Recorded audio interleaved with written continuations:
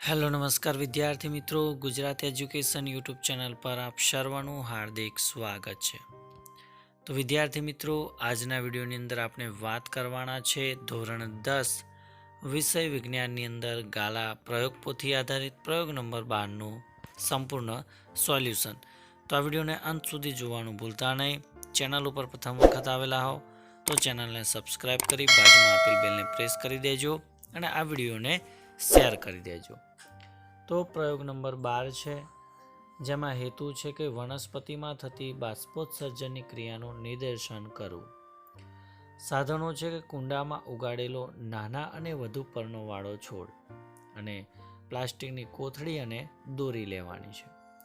અહીંયા આપણને આકૃતિ આપવામાં આવેલી છે, એવી આકૃતિ તમારે બાજુમાં દોરી દેવાની રહેશે। હવે આપણે વાત કરીશું પ્રયોગ પદ્ધતિની કે આપણે પ્રયોગ કેવી રીતે કરવાનો છે। તો કુંડામાં ઉગાડેલો નાનો અને વધુ પર્ણોવાળો છોડ લેવાનો છે।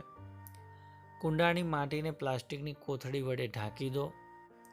આકૃતિમાં દર્શાવ્યા મુજબ છોડના પર્ણોને પ્લાસ્ટિકની કોથળી વડે ઢાંકી દઈ કોથળીના મુખને દોરી વડે પ્રકાંડ સાથે બાંધી દો। કુંડાને અડધો કલાક સૂર્યપ્રકાશમાં મૂકી રાખો। અડધા કલાક પછી પર્ણોને બાંધેલી પ્લાસ્ટિકની કોથળીનું પર્ણોને જે પ્લાસ્ટિક વડે કોથળી બાંધેલી છે તેનું આપણે અવલોકન કરવાનું છે। તો અવલોકન જોઈએ તો પ્લાસ્ટિકની કોથળીની અંદરની સપાટી પર પાણીના ટીપા જોવા મળે છે। નિર્ણય છે કે વનસ્પતિમાં બાષ્પોત્સર્જનની ક્રિયા થાય છે। ત્યારબાદ જ્ઞાન ચકાસણી આધારિત કેટલાક પ્રશ્નો। એમાં પહેલો પ્રશ્ન છે કે નીચેના દરેક પ્રશ્નની નીચે આપેલા વિકલ્પોમાંથી સાચો વિકલ્પ પસંદ કરી ઉત્તર લખો। પહેલું છે કે જલ નિયમન માટે કઈ ક્રિયા અગત્યની છે? તો જવાબ આવશે ઉત્સર્જન।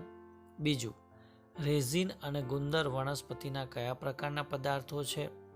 તો એ આવશે ઉત્સર્ગ। બીજું, મનુષ્યના હૃદયના કયા ભાગોમાં હંમેશા ઓક્સિજનયુક્ત રુધિર હોય છે? તો જવાબ આવશે ડાબું કર્ણક અને ડાબું ક્ષેપક। ચોથું છે કે શ્વસનના પ્રથમ તબક્કામાં ગ્લુકોઝમાંથી કઈ નીપજ ઉત્પન્ન થાય છે? તો જવાબ આવશે પાયરુવેટ।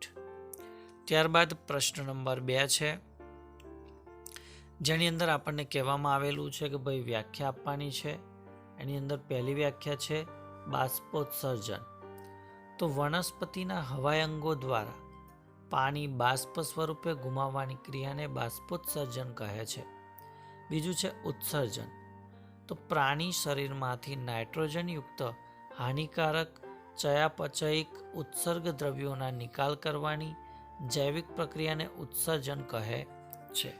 તો વિદ્યાર્થી મિત્રો, ધોરણ 10 વિષય વિજ્ઞાનની અંદર ગાલા પ્રયોગ પોથી આધારિત પ્રયોગ નંબર 12નું સંપૂર્ણ સોલ્યુશન નિહાળ્યું। તો વિડીયોને લાઈક કરજો, શેર કરજો અને ચેનલ ઉપર પ્રથમ વખત હો તો ચેનલને સબસ્ક્રાઈબ કરી બાજુમાં આપેલ બેલને પ્રેસ કરી દેજો, જેથી આવનાર તમામે તમામ નવા વિડીયોની નોટિફિકેશન સૌપ્રથમ તમારા સુધી પહોંચતી રહે। જય હિન્દ, જય ભારત।